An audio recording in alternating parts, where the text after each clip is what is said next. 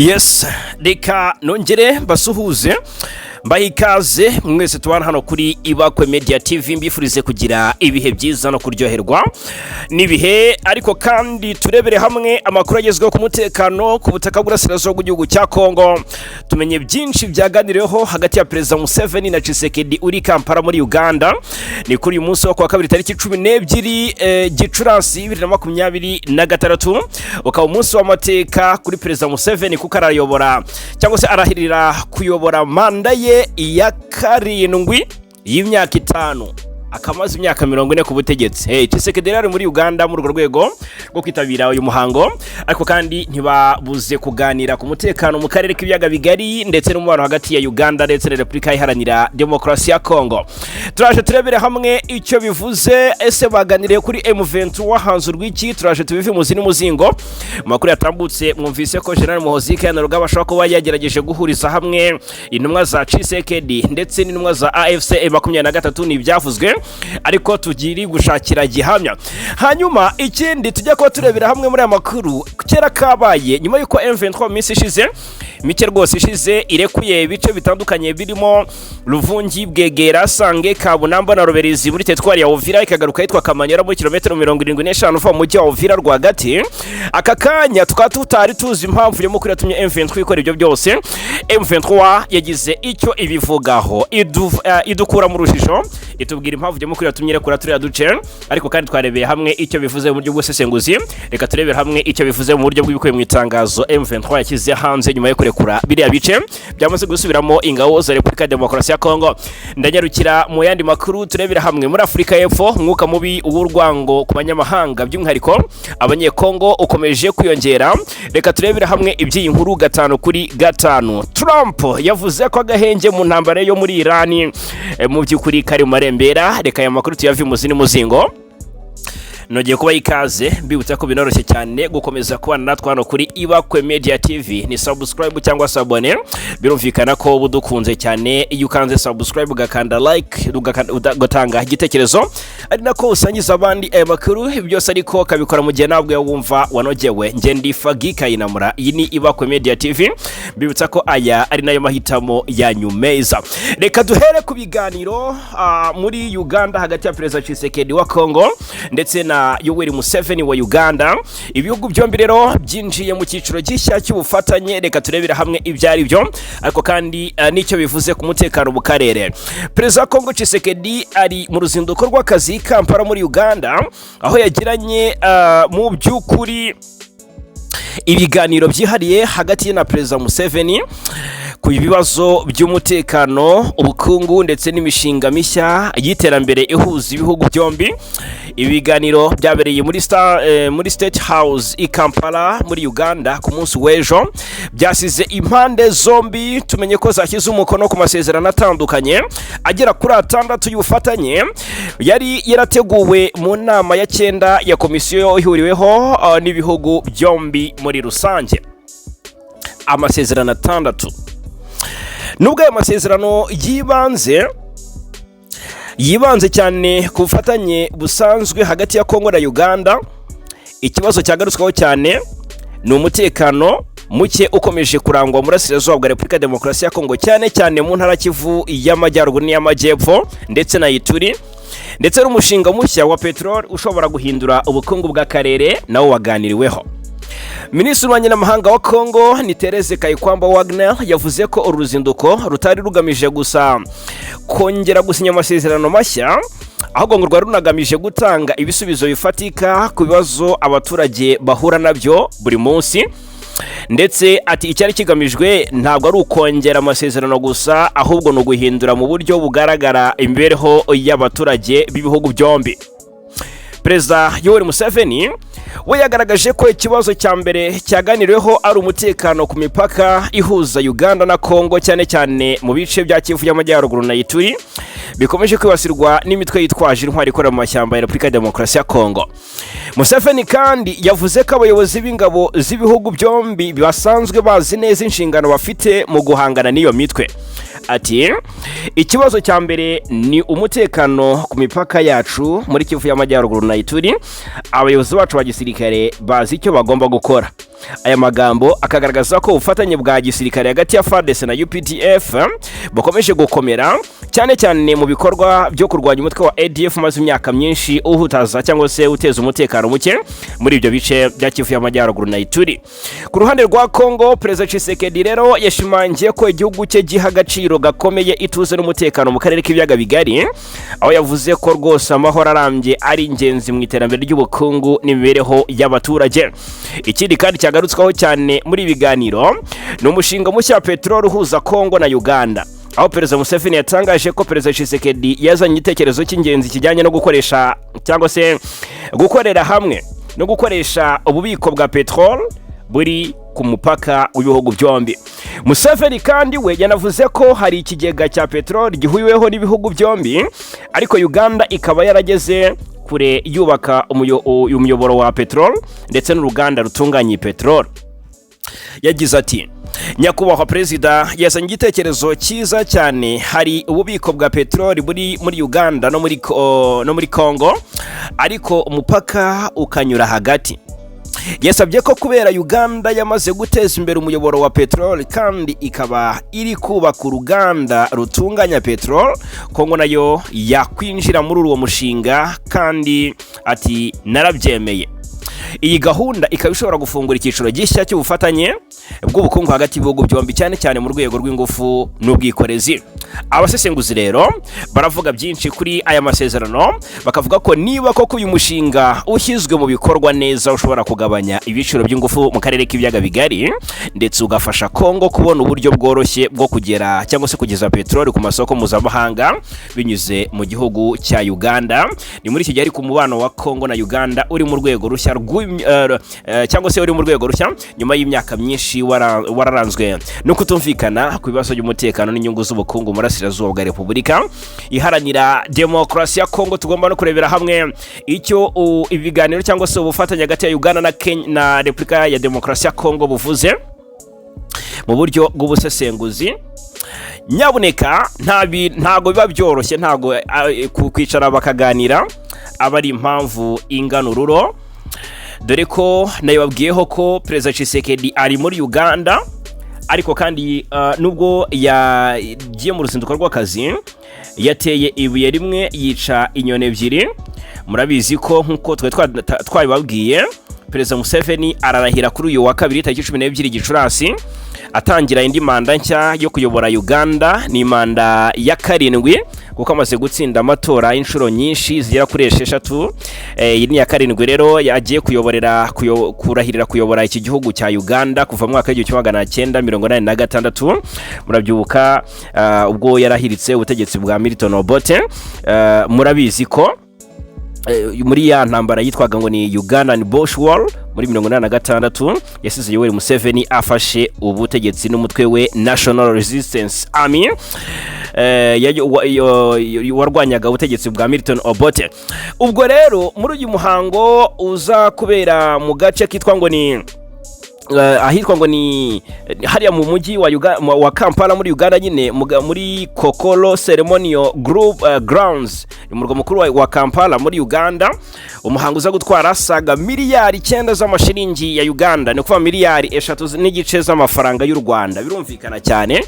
Akaba ari n'umuhango uza kwitabirwa n'abakuru b'ibihugu bigera kuri 35 ndetse n'abandi bayobozi 30 bo ku rwego rwa Dipolomasi. Ubwo birumvikana ko Perezida Tshisekedi we ariyo, aho yatera ibuye rimwe yakica inyoni ebyiri, akaboneraho kuganira na Perezida Tshisekedi ku bijyanye n'umutekano n'ubufatanye hagati ya Uganda ndetse na Repubulika Iharanira Demokarasi ya Kongo.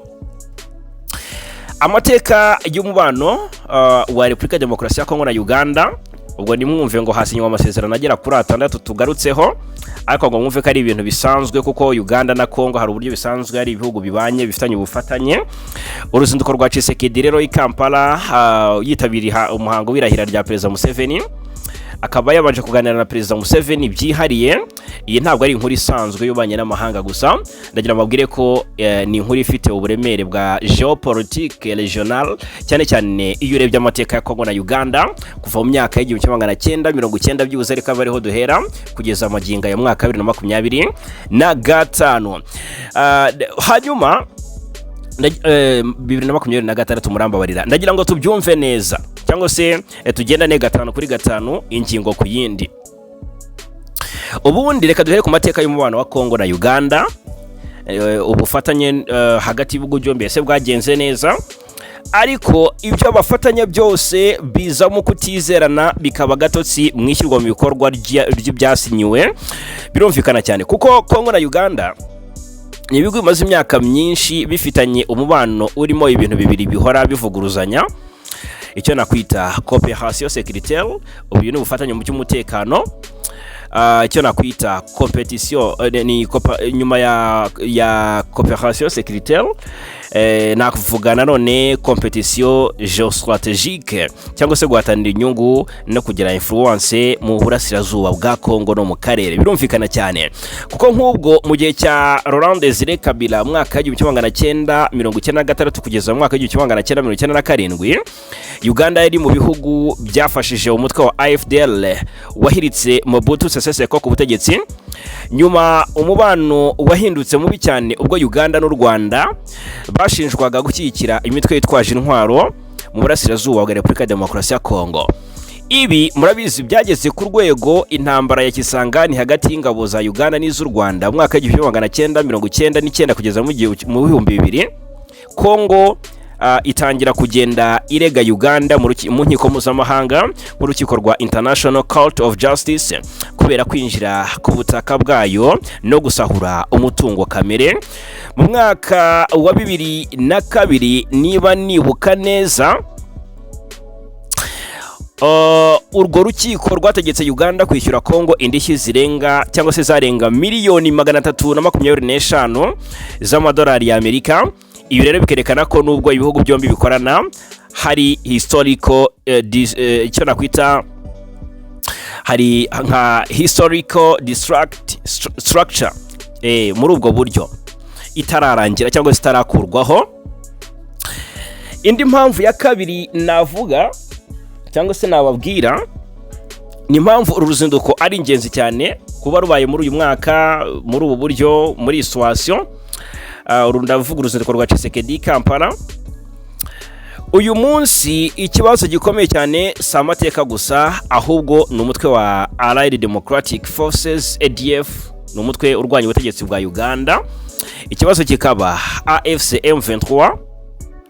Ikibazo kikaba ihindagurika ry'inyungu z'ibintu byo mu karere cyangwa se z'ibihugu byo mu karere, kuko Uganda iri gukoresha uburyo bwa pragmatic regionalism mu buryo bumwe cyangwa ubundi, no kuvuga gukorana n'impande zose, ushobora gukuramo inyungu mu buryo bwose, kuvuga ngo reka tubagarire yombi nta wamenya irizera n'irizarumba. Uganda rero iri muri yo ango, niko abasesenguzi babihurizaho bavuga bati Uganda iri kureba inyungu mu buryo bumwe cyangwa se ubundi.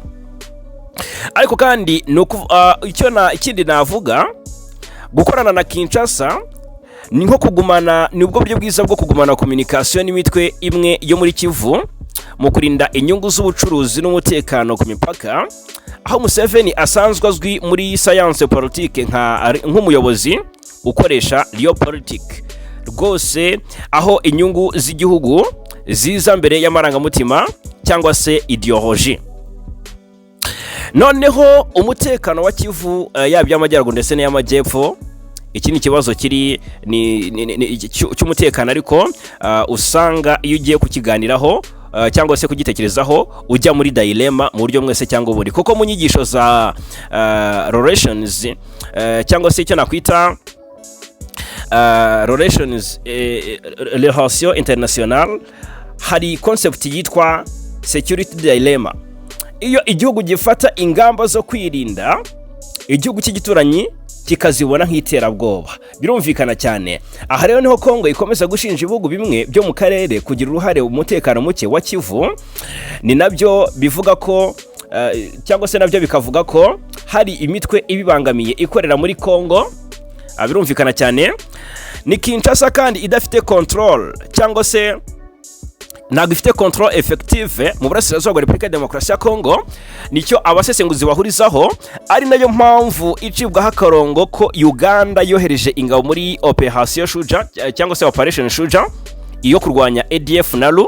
Ariko abasesenguzi benshi bavuga ko Uganda ngo ntabwo rwose ireba umutekano gusa, ahubwo ireba na influence economique cyangwa se icyo nakwita nka corridor commercial, ari naho bahera bavuga ko bikirimo urujijo. Hakagaragazwa n'impamvu yitwa ngo ni contrôle géopolitique régional. Iki nacyo kikaba ingorabahizi cyane. Noneho ikijyanye n'umushinga wa peteroli rero, iki ni nakita nka economic interdependence, kuko ikindi gikomeye muri uru ruzinduko ni umushinga peteroli waganiriyeho hagati ya Uganda na Kongo. Ibi rero bishobora kongera ubuhahirane, guteza imbere infrastructure cyangwa se ibikorwa remezo, no guhuza akarere binyuze muri pipelines, icyo nakwita pipelines cyangwa se imihanda ndetse n'ingufu. Ahangaha rero muri teori ya relation international ibi byitwa economic cyangwa se byakwitwa economic independence, aho ibihugu bihitamo ubufatanye bw'ubukungu kugira ngo bigabanye amahirwe cyangwa se bigabanye ubukana bw'intambara ibikomeje gututumba. Ariko kandi muri Afrika yo hagati umutungo kamere ushobora guteza resource competition cyangwa se ukaba course de ressources. Icyo navuga ni ukuvuga ko aho peteroli cyangwa se amabuye y'agaciro bibonetse, ibihugu byinshi bigahatanira influence cyangwa se bikayabyiganira, bigakurura intambara, imitwe yitwaje intwaro ikiyongera, abanyapolitiki bakinjira mu mikino ya alliance y'amalliance cyangwa se bakigirira nabo amahuriro. Ugasanga hari uburyo bagiye pembeni bagatangira gukora ibibafitiye inyungu zabo ku giti cyabo atari mu nyungu z'igihugu. Tshisekedi rero ahangaha ari kuvuga nk'uri gukora uribaza utese mu by'ukuri kujya kuganira na Museveni aka kanya kuri ariya masezerano twavuze haruguru bivuze iki? Ari gukora iki mu by'ukuri? Tshisekedi ari kugerageza kugabanya isolation regional, gushaka alliance mu karere no gukoresha diplomasi economique kugira ngo agabanye pression ya gisirikare. Ni strategy yitwa multi-vector diplomacy, aho igihugu gikora alliance nyinshi icyarimwe nka Uganda, Angola, Kenya, Burundi, SADC, USA ndetse n'ubumwe bw'Uburayi, akareba ko yakominika nabo mu rwego rwo kutagendera ku gihugu kimwe gusa. Nshuti bakunzi bacu hano kuri Ibakwe Media TV, nimubona umukuru w'igihugu ahagurutse agiye, mujye menya ko hari impamvu nyinshi zibyihisha inyuma. Tshisekedi n'umwe mu bantu bakomeje gushinja Uganda gushyigikira umutwe wa M23 ndetse no kuha, murabizi ko M23 itera igafata Bunagana. Byavuzwe ko ari ingabo za Uganda zayifashije gufata uriya mujyi ndetse ko zakomeje guha ubufasha igisirika M23. Kongo ubwo ingabo za East African Regional Force zari muri Burasirazuba bwa Kongo yashinje ingabo za Uganda. Murabizi ko Uganda, Kenya, Sudani y'Epfo, igihugu cy'u Burundi ari nacyo cyanagomije kugira ingabo ziri kurwana ku ruhande rwa FARDC zirwanya M23. Ni ibihugu Uganda yo yashinjwaga kuba iri gufasha M23 cyane ko yo yari ifite ingabo mu bice bya Rucuru, izo Burundi zikaba mu bice bya Masisi ndetse n'iza Kenya. Aka kanya Uganda na Kongo bafatanya mu kurwanya ADF, FARDC na UPDF, twabigarutseho bafatanya muri Operation Shuja. Ariko umubano hagati y'ibihugu byombi ntiwifashe neza, nubwo hari aho bimeze neza mu bijyanye n'imikoranire mu by'ubukungu ndetse n'uby'umutekano, ariko usanga kutizerana hagati y'ibihugu byombi ari bimwe mu bikomeje kugenda mu by'ukuri bidindiza intambwe y'umubano hagati ya Repubulika ya Demokarasi ya Kongo ndetse na Uganda. Ndagira ngo dusangire ibitekerezo kuri ingingo. Ese mwe murabyumva mute ibiganiro hagati ya Tshisekedi na Museveni byatanga igisubizo ku mutekano muri Burasirazuba bwa Kongo? Abasesenguzi barabivuzaho bati ntabwo ari cyo gisubizo, ntabwo ariho hafi igisubizo, se ryo vomo ry'amazi igisubizo, ahubwo mu by'ukuri wenda yaba intambwe nziza ndetse murabizi ko Museveni ari umwe mu bantu batangaza ko bazi impamvu M23 yeguye intwaro kandi Tshisekedi ahari hose abasabira M23 ibihano abasaba amajwi menshi yo kwamagana M23. Ahangaha rero bwaba bisa nk'ibiza kugorana kubera ko Museveni ni umwe mu bazi impamvu M23 irwanira, ndetse n'umuhungu we General Muhoozi akaba n'umugaba mukuru w'ingabo za Uganda, akaba n'umujyanama wa Perezida Museveni by'umutekano. Ni umwe mu bantu bakunze kugaragaza ko mu by'ukuri yumva impamvu M23 irwana kandi ko ayishyigikiye cyane mu buryo bumwe cyangwa se ubundi. Tshisekedi rero ngo ari kugenda agabanya icyo nakwita ikibazo cy'umuriro ukomeje kwaka ku mutima we, kigakongeza mu by'ukuri igihugu cyose n'abanyagihugu muri rusange. Reka dusoreze ahangaho ariko dusangire ibitekerezo birumvikana cyane, turebera hamwe nandi makuru. Ku munsi w'ejo twabwiye ko M23 bidasubirwa yerekuye uduce tw'ingenzi two muri teritwari ya Uvira, ni muri Kivu y'Amajyepfo. Utwo duce rero twarikuwe ni Bwegera, Ruvungi, Sanje, Ruberizi ndetse na Kabunambo, n'uduce turi muri kilometero nkeya cyane uva mu mujyi wa Uvira. M23 yerekeje muri Kamanyola, kilometero 75 ujya mu mujyi wa Uvira, aho yashinze ibirindiro bikomeye cyane. Aho ngaho rero yarekuye nari nkubwiye, ndagira ngo mbabwize ukuri ko mu by'ukuri na ahantu aho ibyo bice nyine M23 yarekuye byo muri Uvira byamaze gusubiramo igisirikare cya Repubulika ya Demokarasi ya Kongo. Mu makuru yacu twabigarutseho, ariko noneho M23 itaragira ikivuga ku mpamvu nyamukuru yarekuye biriya bice, nacyo ngira ngo tugarukeho muri iyi nkuru. Ni amakuru yaje nyuma y'uko abaturage bavuze ko habonetse ibikorwa byo kwimura ingabo muri aka gace ka Uvira, aho bamwe mu basirikare ba AFC M23 bavuye mu birindiro byabo bari bafite, nk'uko byatangajwe n'uruhande rwa AFC M23. Uku kwimuka kw'ingabo zabo ngo ntabwo ari ugutsindwa, ahubwo no guhindura imirongo y'ibikorwa mu rwego rwo gushyigikira inzira y'amahoro iri gukorwa n'abahuza mpuzamahanga. Aha rero amakuru yatangajwe agaragaza ko utu duce turimo Sanje, Mutarure n'ahandi mu kiwa cya Rusizi kuri ubu twatangiye kugenzurwa na FARDC, mu gihe bivugwa ko umurongo wa nyuma wa AFC M23 muri ako gace ushobora kuba ugeze ahitwa Ruvungi. Aho za Ruvungi rwose niho hari defense za M23. AFC M23 rero igisobanura ko iki cyemezo gifitanye isano n'urwandiko rwaritswe tariki 7 Gicurasi 2023 rwandikwa na Colonel Nanga, n'umuhuzabikorwa wa Politike w'iri huriro. Urwandiko yandikiye umunyamabanga wa Leta Zunze Ubumwe za Amerika ushinzwe ububanyi n'amahanga Marco Rubio. Muri urwandiko Nanga yibukije ibyo yise ibikorwa by'ubushake bwiza AFC M23 imaze gukora mu rwego rwo gushyigikira ibiganiro by'amahoro.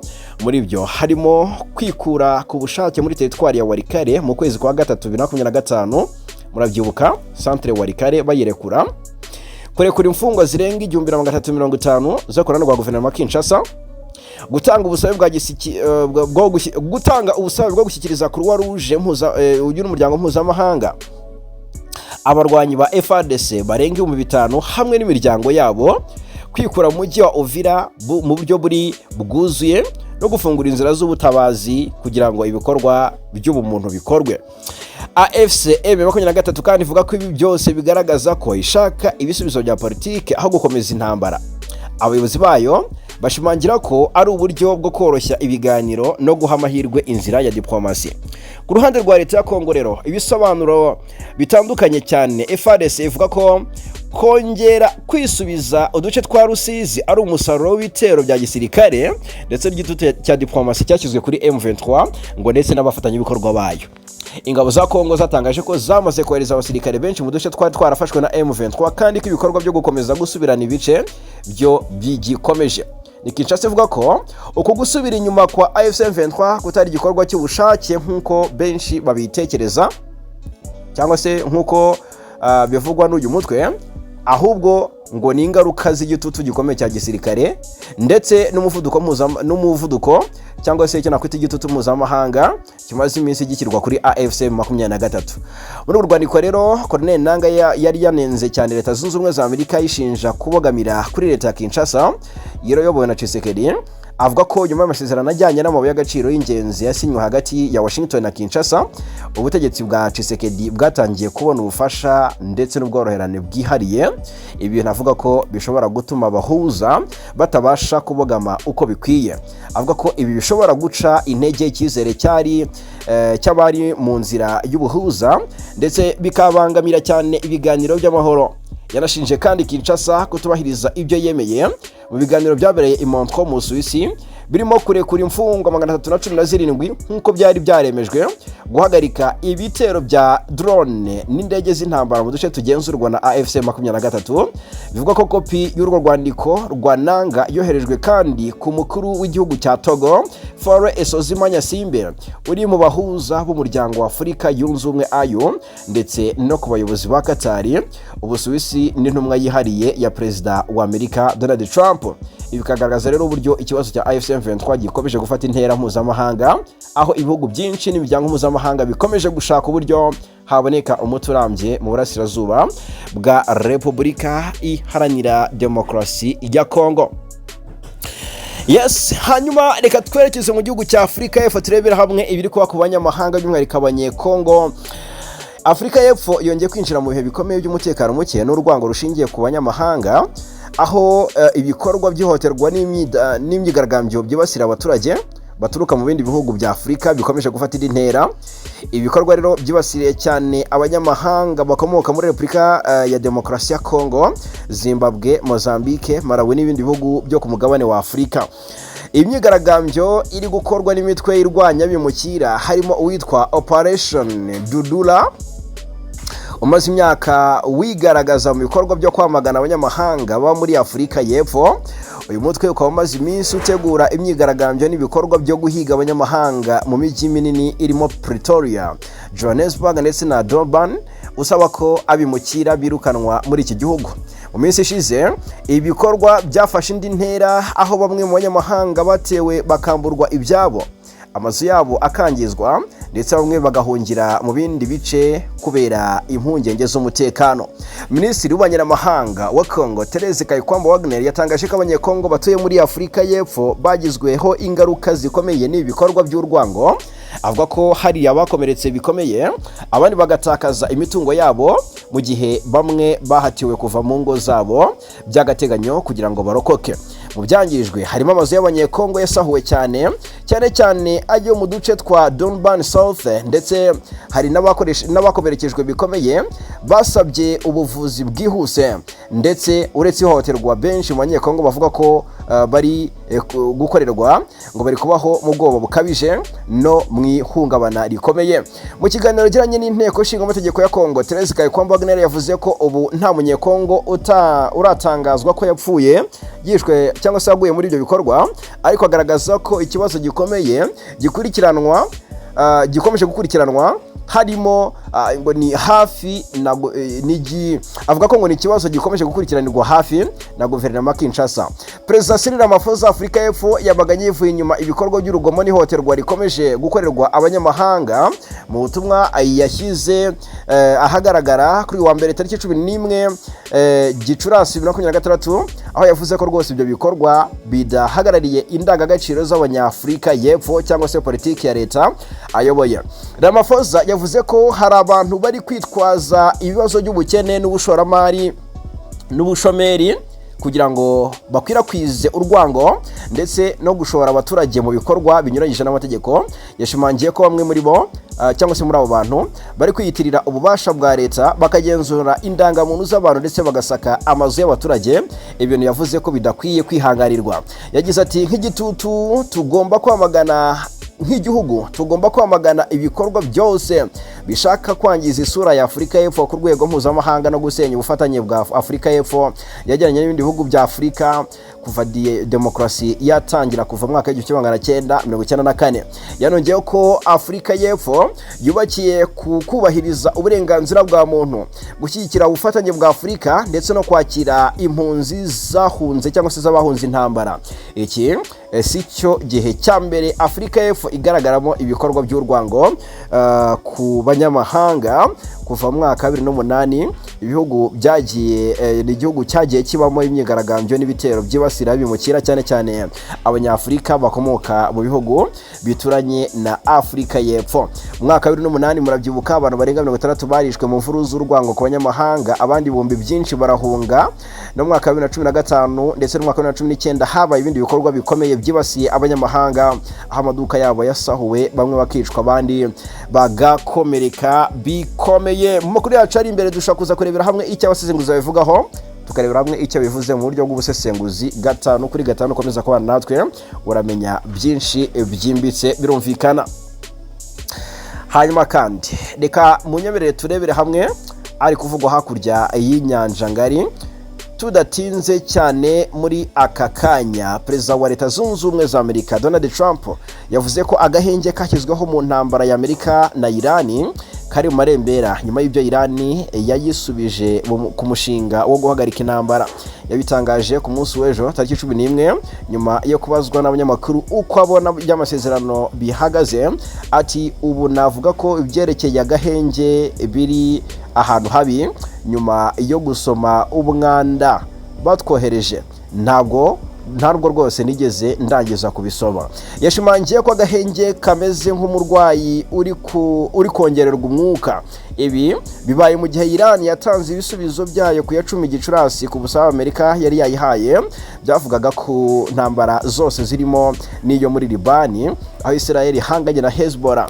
Iran yasabye ko kugira ngo yumvikane na Amerika, Washington ikwiriye kubanza kwishyura ibyangijwe muri Iran ndetse ishinga gati no ku busugire bwayo ku nzira ya Hormuz.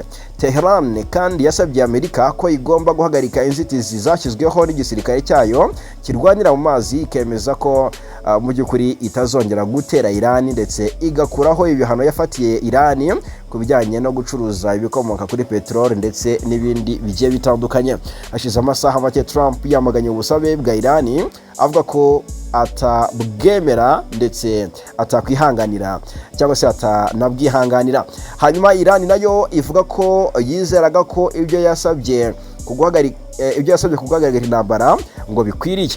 Yes, ngaye nguko rero reka mbashimire cyane kuba natwe muri amakuru yo kuri aya manywa yo kuwa 2 tariki 12 Gicurasi 2026 5 kuri 5 hano kuri Ibakwe Media TV. Turakomeza kubana.